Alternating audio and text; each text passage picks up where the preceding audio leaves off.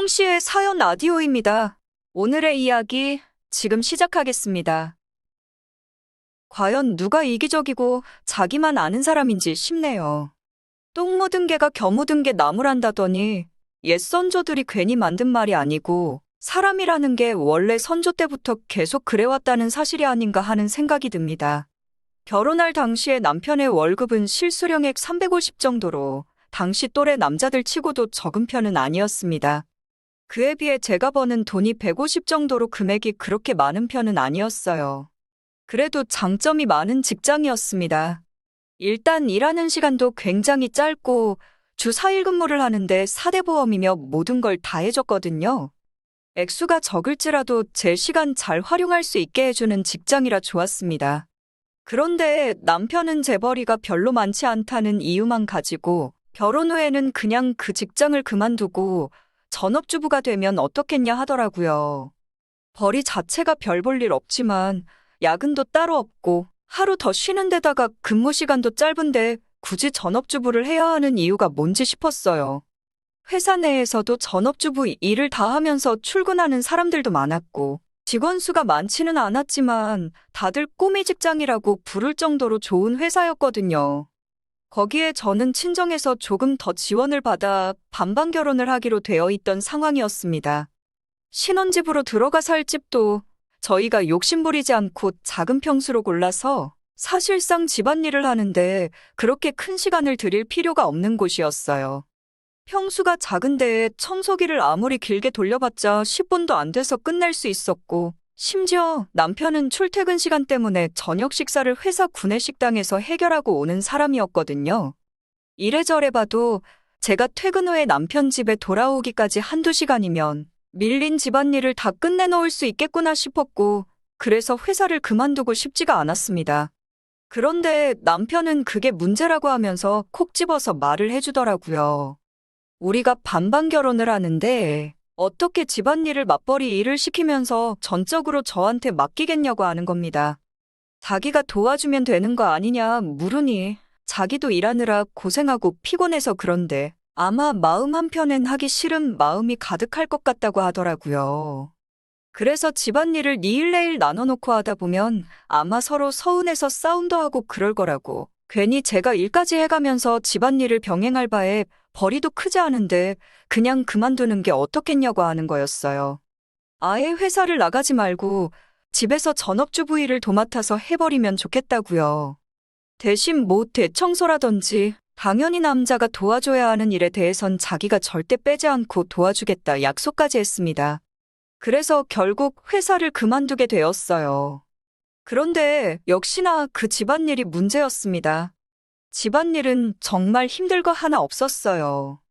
집에서 식사도 자주 안 하니 끼니마다 새로운 반찬 때문에 고민할 필요도 없었고 남편도 제가 만든 것보다는 구내식당에서 3,000원 주고 사 먹고 오는 게 더 만족스러운 식사였던 것 같습니다.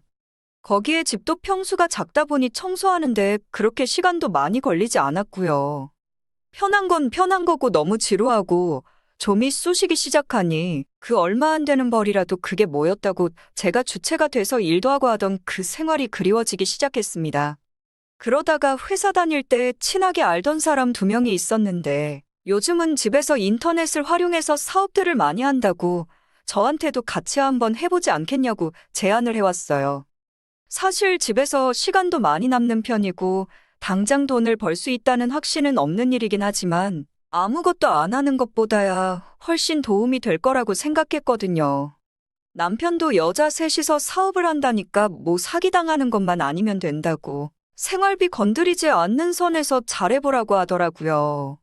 말을 저렇게 밉상으로 하나 싶기는 했는데 그때는 그래도 혹시 제가 잘 모르고 당하지는 않을까 걱정해서 조언을 해준 거라 생각하고 말았습니다.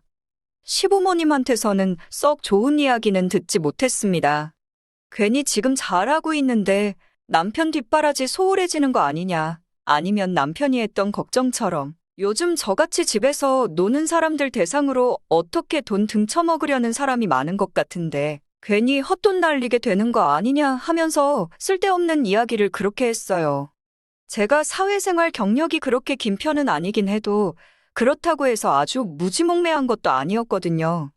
그런데 어떻게 호구 잡혀서 돈 날려먹을 거라는 걸 기본으로 깔고 시작도 전에 저보고 무조건 안 될 거라 망할 거라 하지 말라는 식으로 말을 하니 기분이 썩 좋지는 않았습니다.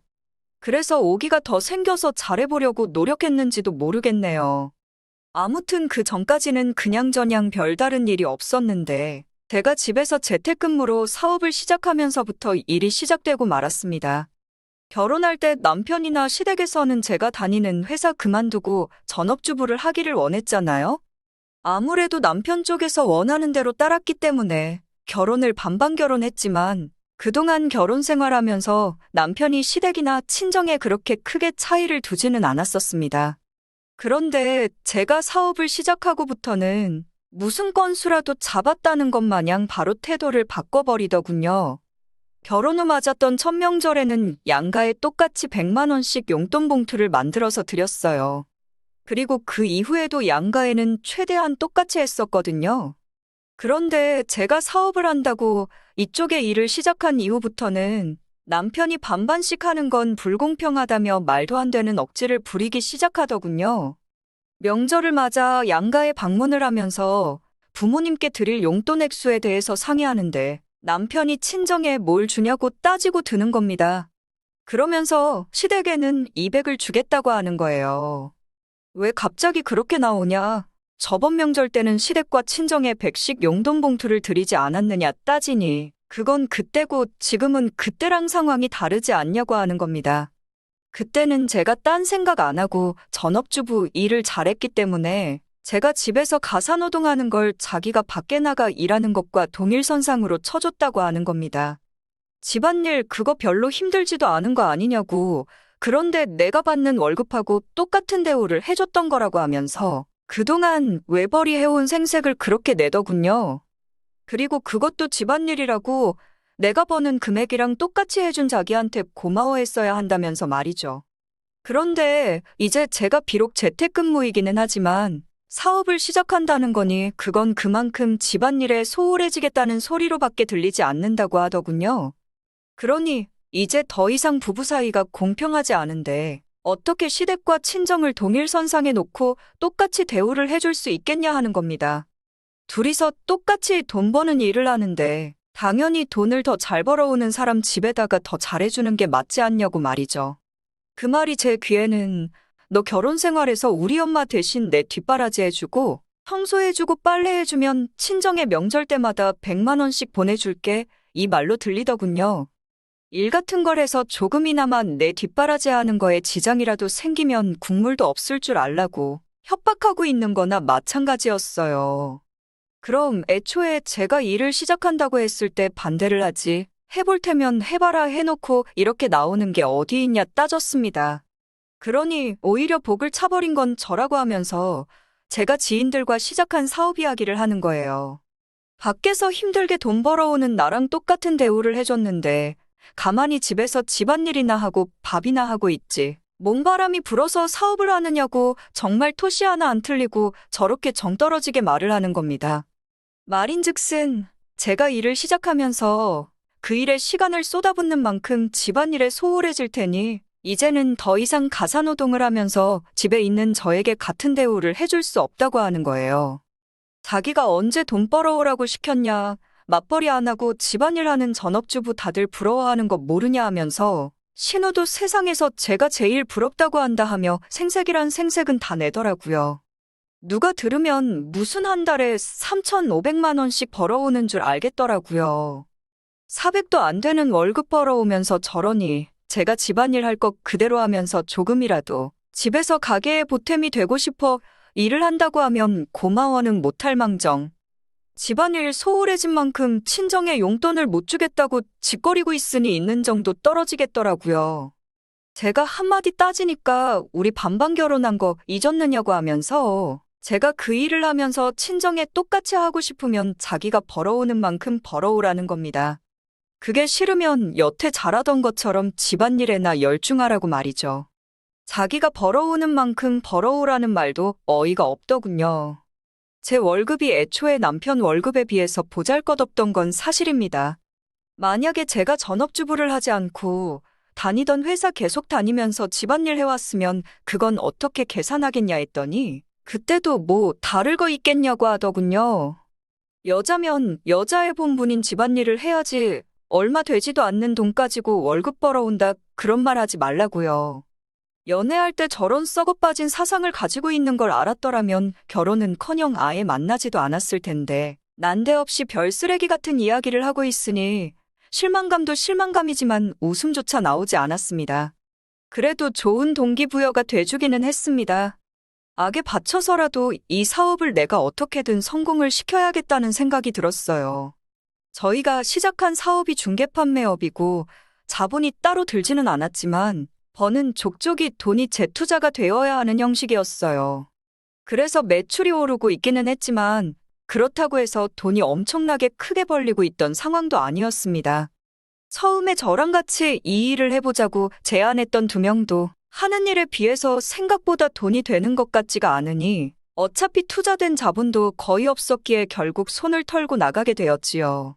그래서 오롯이 저 혼자서만 이 사업을 굴리게 되었는데 이 부분도 노하우가 생기니까 2명, 3명은커녕 저 혼자서도 가능한 일이라는 생각이 들기 시작했고 당연히 안 될 거라고 생각했던 남편의 생각과는 다르게 6개월이 지난 뒤부터는 수입다운 수입을 내기 시작했어요. 그리고 사업을 시작한 지 1년이 지난 시점에서는 남편 월급 정도의 안정적인 월 수입을 내게 되었습니다. 그리고 그렇게 명절이 돌아오게 되었지요. 남편은 작년과 똑같이 행동했습니다. 시댁 시부모님에게 줄 200만 원짜리 용돈 봉투를 만들어 놓고는 친정에 줄 건 봉투조차 준비하지 않았습니다. 하지만 이번에는 걱정이 없었어요. 이제 월 수입이 남편과 비슷해졌으니 남편 논리대로 제가 직접 드리면 되는 거였으니 말입니다. 그래서 저는 친정에 보낼 용돈 300만 원을 따로 만들었습니다. 그 봉투를 보더니 그제서야 남편이 시비를 걸기 시작하더라고요. 그리고 그때 저는 자신있게 말해줬습니다. 당신이랑 당신 어머니가 안 될 거라고 돈 날리지나 말라고 했던 그 사업이 이제는 자리를 잡아서 당신 월 수입만큼 벌어오게 되었다고요. 그리고 그거 하면서도 저는 집안일 한번 밀려서 한 적이 없으니 가사노동 수입까지 생각해보면 내가 당신보다 돈을 훨씬 더 많이 버는 게 아니겠냐고요. 남편이 제 수입을 알게 되니 당황하더라고요. 아마 같이 시작하기로 했던 그 2사람이 손을 떼고부터는 당연히 제가 허우적대고 있는 거라고 생각했던 것 같고 수입은커녕 오기로 억지로 하고 있는 거라고 여기고 있었던 것 같습니다. 그래도 마음 한편으로는 결혼하고 첫 해 제가 사업 시작하기 전까지는 제가 가사노동을 한다고 친정과 시댁 차별 없이 대해주는 척을 했던 남편에게 마음이 조금 남아있기는 했었나 봐요. 단지 제가 그렇게 열심히 한 건 저도 할 수 있다는 걸 보여주고 싶었고 제 능력을 핑계로 친정과 시댁을 차별 대우하지 않겠다는 사과를 받고 싶었을 뿐이었거든요. 그런데 남편은 사과는커녕 아주 뻔뻔하게 나오더군요. 돈을 더 벌게 된 건 잘된 일 아니겠냐며 자기가 그냥 그 일을 시작도 못하게 할 수 있던 건데도 믿고 기다려줬으니 그 돈에도 자신의 몫이 있다고 우기는 겁니다. 그러더니 이제는 제 벌이를 가지고 시댁에다가 효도를 하고 싶다는 이야기를 하더군요. 우리는 자기가 벌어오는 돈으로 생활하고 제가 버는 돈 가지고는 이제 효도를 하면 어떻겠냐고 하는 겁니다. 그 돈도 자기가 그 일을 할 수 있게 지원해주지 않았으면 못 벌었을 돈이고 자기가 벌어온 돈 덕분에 생활 기반이 마련되어 있었기 때문 아니겠냐고요. 지난 1년 동안 친정에 그 흔한 용돈 한 번, 과일 조각이라도 한 번 보내기라도 했다면 조금이나마 내가 번 돈으로 시댁에 잘하고 싶다는 생각이 들었을 겁니다. 애초에 남편은 시부모 대신 자기 귀찮은 집안일이나 뒷바라지 해주는 사람이 필요했던 것이었을 뿐이라는 사실을 알게 되었어요. 진작에 눈치를 챘어야 하는데 그동안 만나왔던 시간도 있고 제가 틀린 선택을 한 게 아니라는 걸 스스로에게 증명이라도 하고 싶었던 건지 1년이라는 시간을 더 기다린 제가 다 바보 같아지는 순간이었습니다. 제가 돈을 안 벌면 귀찮은 일 해주는 식모 그 이상도 그 이하도 아니고 돈을 잘 벌면 내가 번 돈으로 당장 시부모님한테 다 써버려야 할 판인데 뭐하러 이 결혼 생활을 붙들고 있어야 하나 하는 생각이 들었습니다. 그렇게 대판 싸우고 나서 남편과는 이혼을 하게 되었습니다. 이혼할 때도 제가 진심으로 그러는 게 아니라고 생각했던 건지 어디 해볼 테면 해보란 식으로 나왔는데 막상 이혼 서류 보고 이혼 진행되는 것 같으니 그때가 돼서 얼굴이 사색이 돼서는 이제부터라도 잘 알 테니 다시 잘해보자는 말을 하더군요. 하지만 그 말을 누가 믿겠어요. 믿음조차 가지 않았습니다. 잘해보자는 게 앞으로 제가 벌어올 돈 때문에 그러는 건지 아니면 집안일 대신 해줄 사람이 없어서 그러는 거라는 생각으로밖에 보이지 않았고 진심은 더 이상 느껴지지 않았어요. 아마 저에게 처음 집안일 안 할 거면 친정에 국물도 없다고 했던 그 시점에 끝냈어야 할 결혼 생활이었을지도 모르겠네요. 그래도 지금 이렇게 저도 어디 가서 떳떳하게 명함 내밀 수 있는 어엿한 사업체의 사장이 된 지금 그런 악이라도 갖게 만들어준 부분에 대해서는 고마워해야 할지도 모르겠어요. 이혼한 지는 벌써 3년이 되었고 지금에서는 제 월 수입은 남편이 벌어오던 월급은 생각도 나지 않을 정도로 많이 불어났거든요. 더 이상 마주치고 살 생각도 없지만 적어도 어떻게든 제 소식 들으면서 평생 배 아파하며 후회 속에 살아갔으면 좋겠습니다. 오늘의 이야기는 여기까지입니다. 이렇게 찾아주셔서 정말 감사합니다. 다음에도 더 좋고 더 통쾌한 사연으로 찾아뵙겠습니다.